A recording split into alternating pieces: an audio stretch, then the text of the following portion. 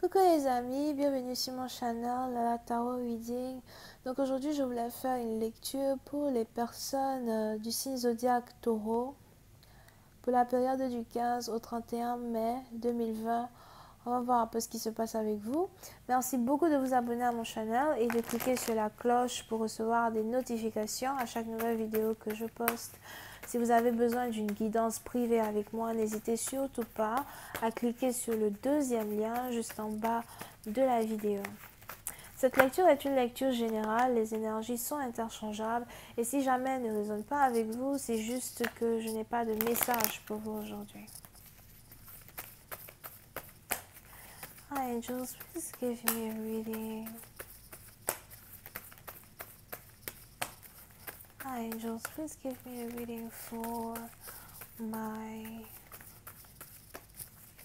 Taurus. Thank you.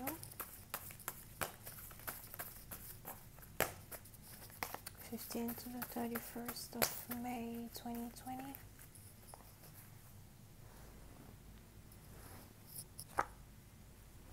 Les taureaux. Pour certaines parties d'entre vous, il est probable que vous avez ici un partenaire qui aimerait se réconcilier avec vous.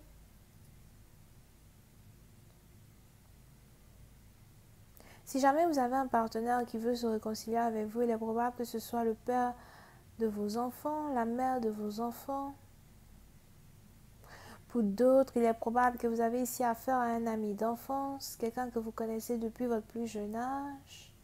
C'est peut-être ici quelqu'un que vous connaissez depuis que vous avez 16 ans. Pour d'autres, 6.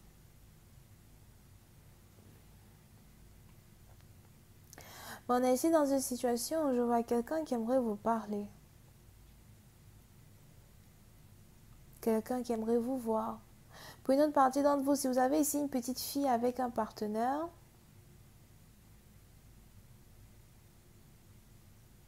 j'ai l'impression que vous avez votre petite fille qui aimerait bien que son père et sa mère se réunissent, qu'ils soient ensemble.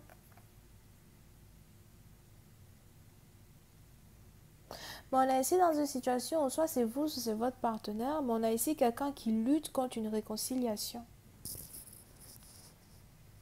C'est vrai qu'on a la possibilité de se réconcilier, c'est vrai qu'on a la possibilité d'être ensemble à nouveau.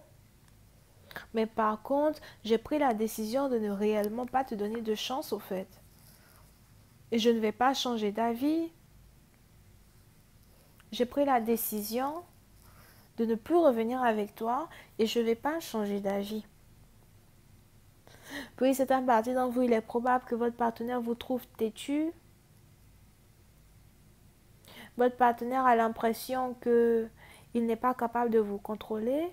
Et le fait de savoir qu'il n'est pas capable de vous contrôler, ça le rend fou.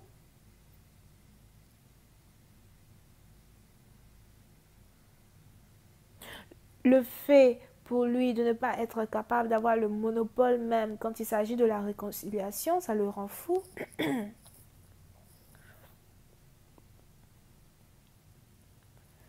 Mais on est ici dans une situation où j'ai l'impression que soit c'est vous, soit c'est votre partenaire, mais on a ici quelqu'un qui ne veut même pas faire de compromis quand il s'agit d'une réconciliation.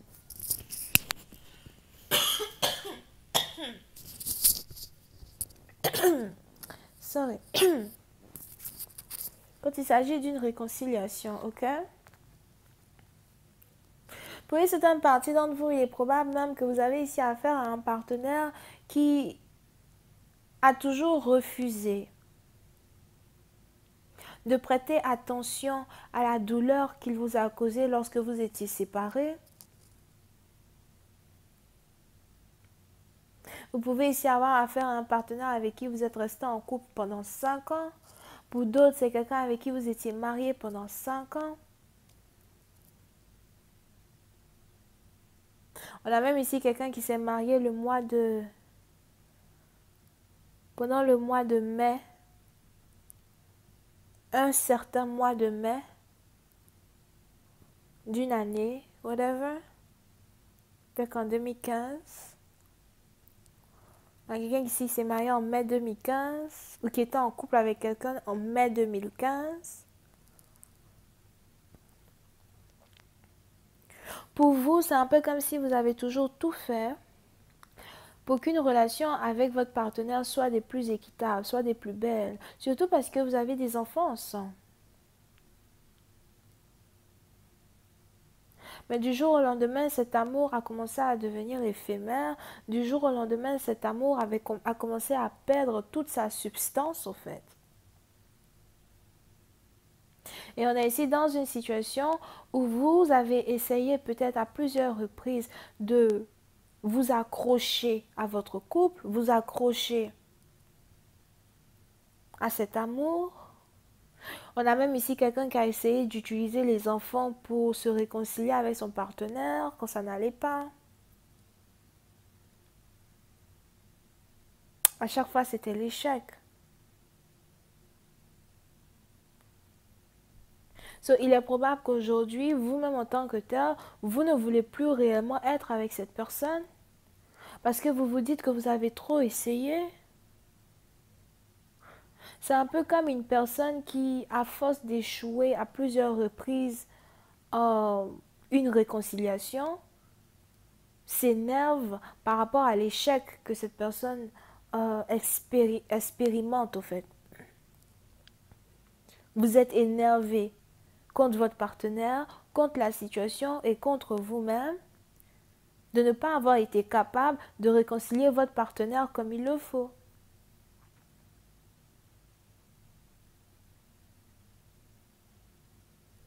Et pour une certaine partie d'entre vous, vous êtes donc ici dans une situation où aujourd'hui, vous-même, vous ne voulez plus entendre parler de votre partenaire. Vous essayez encore de votre mieux peut-être d'éduquer les enfants ensemble. Pour d'autres, il est probable même que vous et votre partenaire, vous vous disputez tout le temps. Quand il s'agit des enfants, peut-être que vous essayez de vous venger de cet échec que vous avez ici eu au niveau de la réconciliation avec votre partenaire, en lui menant la vie dure avec les enfants que vous avez ensemble. Voilà, c'est comme ça. Je veux pas que tu vois ta fille, je veux pas que tu vois ton fils. Je veux pas que tu viennes à la maison. Je veux les garder pour moi. Je n'ai pas envie que voilà, tu viennes les chercher. Je n'ai pas envie de partager la garde avec les enfants. Il est probable, on a ici quelqu'un qui essaye de se venger de son partenaire en utilisant les enfants. Pour d'autres, c'est peut-être les animaux.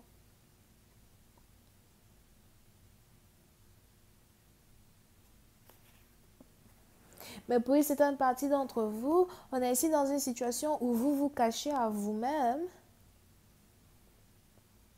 Pas que vous vous cachez à vous-même, vous vous mentez à vous-même, que vous n'êtes plus amoureuse de votre partenaire. Vous vous mentez à vous-même que vous n'avez plus d'émotion pour votre partenaire. C'est un peu comme, se dire, ok, comme mon amour est refusé, c'est mieux que j'essaye de transformer cet amour en haine. Là, comme ça, je pourrais lui rendre la monnaie de sa pièce. Là, comme ça, je pourrais lui aussi lui faire mal, comme de la manière qu'il m'a fait mal. Oui, c'est une partie d'entre vous, pendant que vous êtes ici en train de faire ça, vous avez ici votre partenaire lui-même en tant que tel qui ne comprend pas pourquoi vous essayez de vous venger de lui de la sorte. Parce qu'on a ici quelqu'un qui se dit, moi tout ce que je veux c'est être proche de mes enfants. On a ici quelqu'un qui a peur d'aimer, qui a peur même aussi de réconcilier, une relation en fait. Mais pour une certaine partie d'entre vous, on a ici quelqu'un qui se dit, si pour que je sois proche de mes enfants, il faut que je me réconcilie avec toi. Même si j'en ai pas envie, alors je vais faire de mon mieux, au moins pour qu'on soit amis, pour que les choses bougent. Je vais continuer cette lecture sur Vimeo. Pour tous ceux qui sont intéressés, je vous invite à cliquer sur le premier lien juste en bas de la vidéo pour avoir accès à la suite. Vous pouvez ici avoir affaire à quelqu'un qui est Cancer, Poisson, Scorpion, Verseau. On va essayer de voir comment cette relation va se développer. Est-ce que... en fait, la question même est très... La question est très étrange. C'est un peu dans le sens de savoir est-ce que vous voulez réellement avoir un amour forcé comme ça? Parce que ça ressemble à un amour forcé, non? Je veux plus t'aimer, mais parce que je ne t'aime plus, tu te venges de moi avec les enfants. Où est-ce que cette réaction va vous amener dans la connexion? Est-ce que vous allez réussir à avoir de votre partenaire ce que vous désirez en vous comportant de la sorte? Question boule de gomme, la suite c'est le premier lien. Pour les autres, si vous avez besoin d'une guidance avec moi, c'est le deuxième lien. Bisous, bye.